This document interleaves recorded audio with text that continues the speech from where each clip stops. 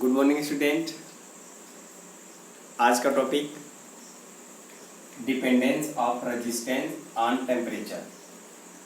Temperature का क्या effect होता है एक रेजिस्टेंस पर, ठीक है। और ये जो टॉपिक है ये 2020 एग्ज़ाम में इससे क्वेश्चन आ चुके हैं, ठीक है। और ये बहुत ही इम्पोर्टेंट है, ठीक है। तो 2020 के एग्ज़ाम में इन सब से आया था। तो हम जो हमारा रेजिस्टेंस है किसी मटेरियल का वो टेम्परेचर पर किस तरह से डिपेंड है। तो हमारे नेचर में बहुत सारे मटेरियल होते हैं, जैसे हमारा हुआ मेटल हुआ, इंसुलेटर हुआ, सेमीकंडक्टर हुआ, सुपर कंडक्टर हुआ, ठीक है। तो ये सब हम आज स्टडी करेंगे कि ये टेम्परेचर पर किस तरह से डिपेंड है उसका रेजिस्टेंस, ठीक है। तो सबसे पहले हम पढ़ते हैं कि जो हमारा मेटल होता है यानी मेटल मटेरियल, ठीक है, उस पर टेम्परेचर का क्या इफेक्ट होता है और उसके रेजिस्टेंस पर किस तरह से डिपेंड है, ठीक है। तो टेम्परेचर का इफेक्ट किसी मटेरियल पर किस तरह से है। तो सबसे पहला हमारा जो मटेरियल है वह है मेटल, ठीक है। तो हमारा है ये dependence of resistance on temperature, पहला है आपका मेटल। तो रेजिस्टिविटी ऑफ मेटल ये क्या होता है कि जो हमारा मेटल है उसका हम टेम्परेचर इंक्रीज करते हैं तो उसकी जो रेजिस्टिविटी होती है, रेजिस्टेंस होता है, वो इंक्रीज करता है, ठीक है। ये तो हमने सपोज किया ये हमारे पास एक मेटल मटेरियल है, इसका ये जो है क्या है क्रॉस सेक्शन एरिया। तो ये जो क्रॉस सेक्शन एरिया है यह है ए, ठीक है। और ये जो क्रॉस सेक्शन एरिया है यह है 1 मीटर स्क्वायर यानी यूनिट एरिया है, ठीक है। फिर उसके बाद इस मेटल का ये जो लेंथ है यह भी है यूनिट लेंथ यानी 1 मीटर, ठीक है। तो अगर हम इसका रेजिस्टेंस कैलकुलेट करना चाहें तो क्या होगा, हम जानते हैं resistance equal to rho L upon A, ये होता है, ठीक है। तो resistance equal to rho into L, L means unit length, 1 area unit area. तो आपको मिला क्या, रेजिस्टेंस इक्वल टू रेजिस्टिविटी, यानी इस मटेरियल का जो यूनिट लेंथ है और जो यूनिट एरिया है उसका रेजिस्टेंस और रेजिस्टिविटी इक्वल है, ठीक है। तो यहाँ से अगर हम इसका टेम्परेचर इंक्रीज करेंगे तो इसका रेजिस्टेंस इंक्रीज होगा। अब हम जानते हैं कि रेजिस्टेंस क्या होता है। तो रेजिस्टेंस हमारा होता है अपोज, यानी अपोज करता है, अपोजिशन ऑफ फ्री इलेक्ट्रॉन, ठीक है। तो जब रेजिस्टेंस इंक्रीज होगा किसी मटेरियल में, ठीक है, तो हम बोलेंगे कि वह मटेरियल किसका काम करता है, इंसुलेटर का, ठीक है, यानी वो फ्री इलेक्ट्रॉन को रोकता है, रेजिस्टेंस। तो इस मटेरियल में हमने देखा टेम्परेचर इंक्रीज किया, रेजिस्टेंस और रेजिस्टिविटी इंक्रीज हुआ। तो कंडक्टिविटी क्या होगा, यानी इसमें जो फ्री इलेक्ट्रॉन होंगे उनके चलने में जो मोशन होता है, यानी उनका जो मोशन होता है, यानी जो उनके चलने की गति होती है ना, उन पर क्या इफेक्ट पड़ता है। तो रेजिस्टेंस इंक्रीज होगा तो उनके मोशन में डिफेक्ट होगा और वह मोशन डिक्रीज हो जाएगा, यानी उसकी कंडक्टिविटी डिक्रीज हो जाएगी, ठीक है। तो हमने पढ़ा भी यार ये conductivity inversely proportional to resistivity, resistivity increase होगा, कंडक्टिविटी डिक्रीज होगा। तो ये जो मटेरियल है हमारा, इसकी रेजिस्टिविटी इंक्रीज हुई तो कंडक्टिविटी क्या होगी, डिक्रीज होगी, ठीक है। तो ये हमारा हुआ एक मटेरियल। तो यही है हमारा resistivity of metal, increase the temperature then increase the resistivity और रेजिस्टेंस, ठीक है, इसके अकॉर्डिंग। तो हम जानते हैं R is equal to rho L upon A, ठीक है। यूनिट लेंथ यूनिट एरिया लेते हैं तो हमको मिलता है R is equal to rho, ठीक है, unit length and unit area. तो क्या देखा हमने, conductivity is inversely proportional to resistivity. तो conductivity is inversely proportional to resistivity, ये हुआ हमारा। ठीक है, समझ रहे ना? ओके, ये कर लीजिएगा।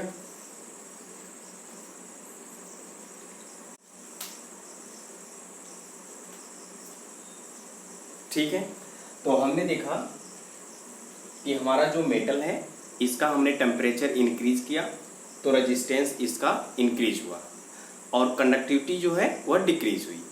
ठीक है, तो हम इसको प्रूव करते हैं कि आखिर हम टेम्परेचर को इंक्रीज करते हैं तो इसका रेजिस्टेंस क्यों इंक्रीज होता है। ठीक है, इसको हम थोड़ा सा प्रूव करते हैं कि ये टेम्परेचर पर जो मटेरियल है टेम्परेचर इंक्रीज करने से इसका रेजिस्टेंस इंक्रीज कैसे होता है। ठीक है, इसको समझते हैं। तो हमने एक फार्मूला पढ़ा हुआ है, R is equal to M L upon N E square tau into A, ये पढ़ा हुआ है। ठीक है, ये जानते हैं। तो एक हमारा ये कंडक्टर मटेरियल है, ठीक है, मेटल का, इसका ये जो लेंथ है यूनिट लेंथ है, एरिया जो है यूनिट एरिया है। ठीक है, अब इसमें ये जो n है number of free electron per unit value, याद है? ठीक है, ये है। तो हमारा L is equal to 1 constant है, एरिया यूनिट एरिया है, कॉन्स्टेंट है, n number of free electron per unit value constant है, E हमारा क्या है? कॉन्स्टेंट है। ठीक है, चार्ज ऑफ इलेक्ट्रॉन, और ये जो m है यह भी हमारा कांस्टेंट है, मास ऑफ इलेक्ट्रॉन। ठीक है, तो यहां पर हमको मिला R is inversely proportional to tau. अब टाउ क्या है? टाउ हमारा है रिलैक्सेशन टाइम। तो रिलैक्सेशन टाइम, ये हमारा मटेरियल, इसका टेम्परेचर इंक्रीज करेंगे तो जो फ्री इलेक्ट्रॉन होंगे वो क्या होंगे? और फास्ट मूव करेंगे। ठीक है, उससे उनका रिलैक्सेशन टाइम क्या होगा? डिक्रीज होगा। तो कहीं कहीं टेम्परेचर इंक्रीज करने से ये टाउ क्या होता है? इंक्रीज या डिक्रीज होता है। तो टेम्परेचर इंक्रीज करेंगे तो टाउ क्या होगा? डिक्रीज होगा। ठीक है, इसलिए ये डिपेंड हुआ रेजिस्टेंस पर। ठीक है, ओके। और हम ये भी जानते हैं, हमने पढ़ा हुआ है, ठीक है, ये हमारा मटेरियल है, इसमें फ्री इलेक्ट्रॉन होंगे, ये रहा फ्री इलेक्ट्रॉन, और ये सपोज पॉजिटिव आयन, और ये है एटम। ठीक है, तो ये हमारा हुआ जो कंडक्टर मटेरियल होते हैं, एटम, इलेक्ट्रॉन और न्यूक्लियस से बने होते हैं। ठीक है, तो ये जो फ्री इलेक्ट्रॉन है क्या करता है? मूव करता है। तो मूव करेगा, यहाँ पे जाके पॉजिटिव चार्ज से टक्कर करेगा, कोलिजन करेगा। ठीक है, तो यहाँ से टक्कर करने के बाद ये अपने पैथ को चेंज कर देगा, है ना? तो यहाँ पे प्लस से टक्कर करेगा, कोलिजन करेगा, या फिर एटम से टक्कर करेगा, कोलिजन करेगा। तो अपने रास्ते को चेंज करता रहता है। तो ये जो इलेक्ट्रॉन है यहाँ से गया ये, तो ये क्या है? यहाँ से यहाँ तक जाने में किसी से कोलिजन नहीं कर रहा है, किसी से लड़ झगड़ नहीं रहा है। ठीक है, तो ये फ्री है। तो यहाँ से यहाँ तक जाने में वो फ्री है, इसको हम बोलते हैं मेन फ्री पैथ। ठीक है, अब उसके बाद जब ये यहाँ से यहाँ तक गया तो कुछ टाइम भी लेगा कि इतने में वो क्या हुआ? रिलैक्स हुआ, टक्कर नहीं किया इतने में। तो यहाँ से यहाँ तक मेन फ्री पर, ठीक है, और उसके बाद यहाँ से यहाँ गया, उसका टाइम जो है कि जितने टाइम तक टक्कर नहीं किया वही है रिलैक्सेशन टाइम, ये भी ठीक है। और ये हुआ मेन फ्री पर, मेन फ्री पैथ, और इसको हमने डिनोट किया लैम्डा से। ठीक है, अब उसके बाद जब ये टक्कर करता है तो ये रेंडमली मोशन करता है। अब इनकी कुछ वेलोसिटी होगी, है ना? तो उस वेलोसिटी का नाम होता है VRMS, root mean square velocity. हम ऐसा पढ़े हुए हैं। ठीक है। तो इनकी वेलोसिटी हुई VRMS, और ये जो आपने ये जो इलेक्ट्रॉन है जो पैथ कवर किया वो है लेमडा यानी मीन फ्री पैथ, ठीक है। कितनी स्पीड से? VRMS स्पीड से, रूट मीन स्क्वायर वेलोसिटी से, ठीक है। तो अगर हम यहाँ से टाइम को कैलकुलेट करना चाहें, तो टाइम, और टाइम को हमने नोट किया टाउ, तो टाइम इक्वल टू क्या होता है? General formula distance upon velocity. तो ये हुआ डिस्टेंस यहाँ से यहाँ ट्रेवल किया ये पैथ, और वेलोसिटी VRMS। तो time tau is equal to lambda upon VRMS, ठीक है। ये हमारा हुआ second equation from first and second, ठीक है। तो हमको क्या मिला? R is directly proportional to 1 upon tau, या फिर R is inversely proportional to tau, relaxation time. अब टाउ के प्लेस पर क्या रखोगे आप? Lambda upon VRMS। तो लेमडा अपॉन VRMS न्यूमरेटर में होगा, तो ये होगा VRMS डिवाइड बाई लेमडा, यानी मीन फ्री पैथ, ठीक है। ये हुआ। अब जैसे जैसे हम टेम्परेचर बढ़ाते हैं तो VRMS इंक्रीज होता है, तो जब VRMS इंक्रीज हुआ तो रेजिस्टेंस भी क्या होगा? इंक्रीज होगा। और हम ये भी जानते हैं कि जो VRMS होता है वह डायरेक्टली प्रोपोर्शनल होता है in square root absolute temperature, ठीक है। तो टेम्परेचर इंक्रीज करोगे VRMS इंक्रीज होगा तो रेजिस्टेंस इंक्रीज होगा, और जब रेजिस्टेंस इंक्रीज होगा तो इस कंडक्टर मटेरियल की कंडक्टिविटी डिक्रीज होगी, ठीक है। ये है आपका फार्मूला, हमने प्रूव किया कि ये टेम्परेचर पर किस तरह से डिपेंड है, ठीक है। तो इसको नोट कर लेते हैं। तो यहाँ पर है, तो हम जानते हैं we know that R is equal to ये ml upon NE square tau into A, ठीक। तो M, N, E, L and A ये सब कांस्टेंट हैं, तो हमको मिला R is directly proportional to 1 upon tau, या R is inversely proportional to tau, ये मिला, ठीक। अब हम टेम्परेचर को इंक्रीज करते हैं, या फिर जो हमारे मेटल होते हैं उनमें क्या होता है? मीन फ्री पैथ लेमडा हमने आपको बताया, and root mean square velocity VRMS। तो इससे हम टाइम को निकाला, ये हमारा टाइम है। तो टाइम रिलैक्सेशन टाइम, तो टाइम का general formula distance upon velocity से हमने कैलकुलेट किया, lambda upon VRMS, second equation, first and second से ये हुआ आपका, ठीक है। फिर हम क्या जानते हैं? ये increase the temperature, increase the VRMS, क्योंकि VRMS is directly proportional to in square root of absolute temperature, and decrease the mean free path. तो जो हमारा मीन फ्री पैथ होगा वो डिक्रीज होगा, ठीक है। सो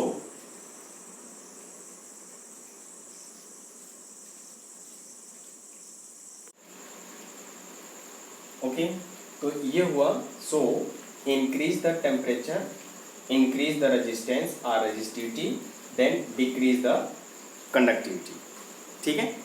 ये हमारा है रेजिस्टिविटी ऑफ मेटल, ठीक है। इसको कर लीजिएगा।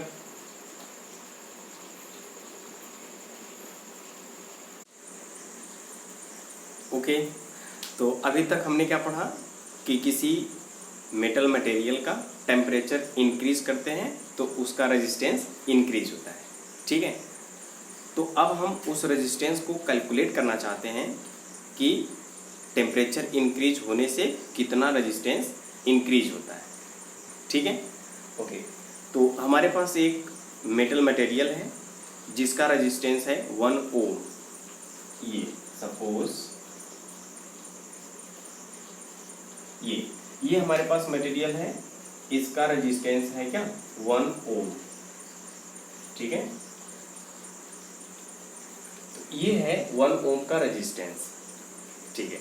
अगर हम इसके टेम्परेचर को इंक्रीज करेंगे, ठीक है, और हमने सपोज कर लिया इसका रेजिस्टेंस 1 ओम है और इसका जो रेजिस्टेंस है वह है आर नॉट, यानी ओरिजिनल रेजिस्टेंस आर नॉट ये है, ठीक है। और इसका रेजिस्टेंस है 1 ओम का, ठीक है। फिर उसके बाद अगर हम इसका टेम्परेचर इंक्रीज करें, 1 degree Celsius, 1 degree temperature increase करते हैं, ठीक है। तो इसका जो रेजिस्टेंस होगा, जो ओरिजिनल रेजिस्टेंस है ये तो है, अब टेम्परेचर इंक्रीज करने पर रेजिस्टेंस भी क्या होगा, इंक्रीज होगा, ठीक है। तो वह जो इंक्रीज रेजिस्टेंस होगा, ठीक है, उसका हम एक पर्टिकुलर नाम रखते हैं इस मटेरियल के लिए, और उसका नाम है थर्मल कोफिशिएंट ऑफ रेजिस्टिविटी, ठीक है। तो थर्मल कोफिशिएंट ऑफ रेजिस्टिविटी क्या है कि हमारे पास 1 ओम का रेजिस्टेंस है, उसका टेम्परेचर जब हम 1 डिग्री राइज करते हैं, ठीक है, तो वह जो इंक्रीज रेजिस्टेंस होता है उसका हमने नाम रख दिया, और वही है थर्मल कोफिशिएंट ऑफ रेजिस्टिविटी, ठीक है। ओके, ये क्लियर हुआ definition thermal coefficient of resistivity, इसको डिनोट करते हैं अल्फा से, ठीक है। तो यहाँ पर ओरिजिनल रेजिस्टेंस आर नॉट है, हमने टेम्परेचर राइज किया 1 डिग्री, तो इसका जो रेजिस्टेंस हुआ वह हुआ आर टी, ऐसा हमने सपोज किया, ठीक है। अच्छा, ये तो अभी डिफिनेशन के लिए था, thermal coefficient of resistivity alpha के लिए 1 ओम का रेजिस्टेंस, हमने उसका टेम्परेचर 1 डिग्री राइज किया, तो जो इंक्रीज रेजिस्टेंस हुआ वह हुआ अल्फा, ठीक है। अब उसके बाद एक हमारे पास मटेरियल ये रहा, इसका ओरिजिनल रेजिस्टेंस आर नॉट है। जब हम इसको हीट करते हैं, यानी इसका टेम्परेचर राइज करते हैं, और टेम्परेचर हमने राइज किया T डिग्री सेल्सियस, ठीक है। T degree Celsius temperature rise करने से इसका जो रेजिस्टेंस होगा इंक्रीज होगा, और वह जो रेजिस्टेंस हुआ वह हुआ RT, T टेम्परेचर पर रेजिस्टेंस, और ये है ओरिजिनल रेजिस्टेंस, ठीक है, समझ रहे ना। तो हमने टेम्परेचर कितना इंक्रीज किया, T डिग्री तक, समझ में आ रहा है ना, ठीक है। अब ये हुआ ओरिजिनल, ये हुआ टेम्परेचर को इंक्रीज करने के बाद रेजिस्टेंस। तो रेजिस्टेंस में कितना इंक्रीज हुआ हम उसको कैलकुलेट कर सकते हैं, increase resistance,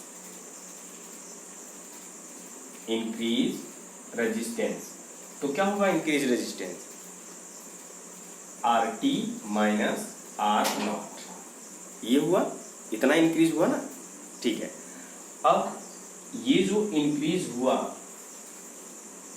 RT minus R naught, increase in resistance, कितने रेजिस्टेंस में से, तो आंसर है ये जो रेजिस्टेंस है इसका, इसमें से, ठीक है। अब उसके बाद ये जो इंक्रीज हुआ resistance RT minus R naught, कितने में से, आर नॉट में से, और जो टेम्परेचर हमने इंक्रीज किया हुआ है वह क्या है, T डिग्री सेल्सियस, तो T डिग्री सेल्सियस पर, ठीक है, तो T डिग्री सेल्सियस पर ये हुआ इंक्रीज इन रेजिस्टेंस, ठीक है, पर यूनिट रेजिस्टेंस। अब ये T डिग्री पर हुआ, तो 1 डिग्री पर क्या होगा, तो 1 डिग्री पर होगा, यहां पर हो जाएगा T, समझ रहे हो ना, तो ये T यहां पर आ जाएगा, डिवाइड हो जाएगा, T डिग्री में ये चेंज, फिर 1 डिग्री में ये चेंज, ठीक है। तो इसी का नाम है थर्मल कोफिशिएंट ऑफ रेजिस्टिविटी, ठीक है, alpha is equal to RT minus R naught divide by R naught into T, ये है अल्फा, समझ में आ रहा है ना, ठीक है। तो ये सब हम नोट कर लेते हैं, तो ये है, तो 1 ohm resistance 1 degree temperature rise करेंगे, तो उसका हम एक नाम रखते हैं, और वह नाम है थर्मल कोफिशिएंट ऑफ रेजिस्टिविटी, और इसको डिनोट करते हैं अल्फा से, ठीक है, ये रहा अल्फा। तो this is increase the resistance of material whose resistance is 1 ohm and its temperature increases by 1 degree Celsius, ठीक है। If at 0 degree Celsius the resistance is R0, ठीक है, and increase the temperature T degree Celsius, then its resistance will be RT. ठीक है, RT समझ में आ रहा है ना। अब increase in resistance, increase the resistance क्या होगा, RT माइनस R नॉट, कितने में से, पर यूनिट रेजिस्टेंस, ये रहा पर यूनिट रेजिस्टेंस, ठीक है। और टेम्परेचर कितना राइज हुआ था, T डिग्री, तो 1 डिग्री के लिए क्या होगा, ये होगा, ठीक है। This is the thermal coefficient of resistivity, alpha is equal to RT minus R naught divide by R naught into T, ठीक है। तो अल्फा क्या है, ये है कोफिशिएंट, RT क्या है, जो टेम्परेचर T डिग्री हमने किया उसके बाद उसका रेजिस्टेंस हुआ RT, ठीक है। R नॉट क्या है, ओरिजिनल रेजिस्टेंस, या इसको हम बोलेंगे इनिशियल रेजिस्टेंस, पहले जो था, अब ये हुआ हमारा फाइनल रेजिस्टेंस, ठीक है, इसको बोल सकते हो। R not original resistance, T है इंक्रीज टेम्परेचर, कितना टेम्परेचर आपने इंक्रीज किया हुआ है, ये है।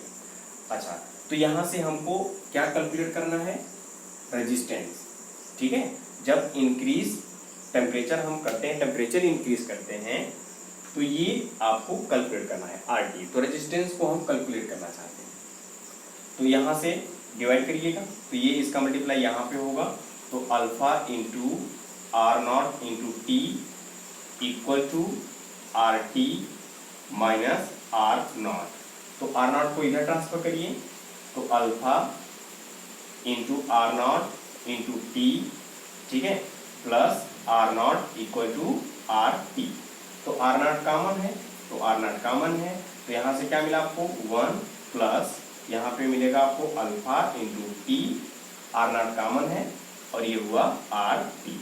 ये है आपका calculation of resistance if temperature increase T degree Celsius, ठीक है। तो समझ में आ रहा है ना, original resistance, coefficient of resistivity, increase the temperature, और ये टेम्परेचर इंक्रीज करने पर जो न्यू रेजिस्टेंस है ये हमने कैलकुलेट किया, ठीक है। इसको कर लीजिएगा, ओके। तो ये हुआ RT is equal to R naught 1 plus alpha into T, ठीक है। तो एक हमारे पास कंडीशन है कि मैक्सिमम जो मेटल होते हैं उनका जो अल्फा होता है, थर्मल कोफिशिएंट ऑफ रेजिस्टिविटी, ठीक है, वह होता है 1/273 पर डिग्री सेल्सियस, यानी 1 डिग्री टेम्परेचर राइज करोगे तो जो अल्फा होगा 1/273 होगा, ठीक है। तो 1/273 इसमें रखिए, तो RT इक्वल टू क्या मिलेगा, R naught 1 plus alpha, alpha means 1/273, ये हुआ 1/273 और इंटू T, ये रहा T, तो T/1 मल्टीप्लाई T, यानी T/273, ये हुआ, ठीक है। RT is equal to R naught, LCM लेके सॉल्व करिए, तो 273 प्लस T डिवाइड बाई 273, अब 273 प्लस T डिग्री सेल्सियस, तो हम इसको लिखते हैं RT is equal to R naught, ये होता है T डिवाइड बाई 273, तो T क्या हुआ होगा, एब्सोल्यूट टेम्परेचर, ठीक है, एब्सोल्यूट टेम्परेचर, ये है एब्सोल्यूट टेम्परेचर, ठीक है। तो हमने क्या देखा, एब्सोल्यूट टेम्परेचर और RT, यानी जैसे जैसे हम टेम्परेचर को इंक्रीज करेंगे तो रेजिस्टेंस हमारा इंक्रीज होगा, ठीक है, इसको नोट करिए।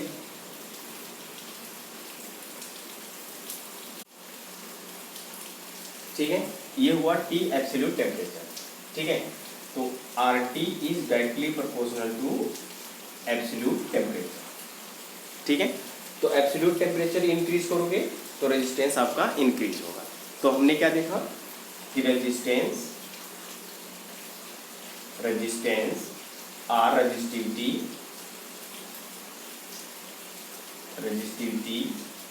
इंक्रीज या इंक्रीजेस, ठीक है, is approx directly proportional to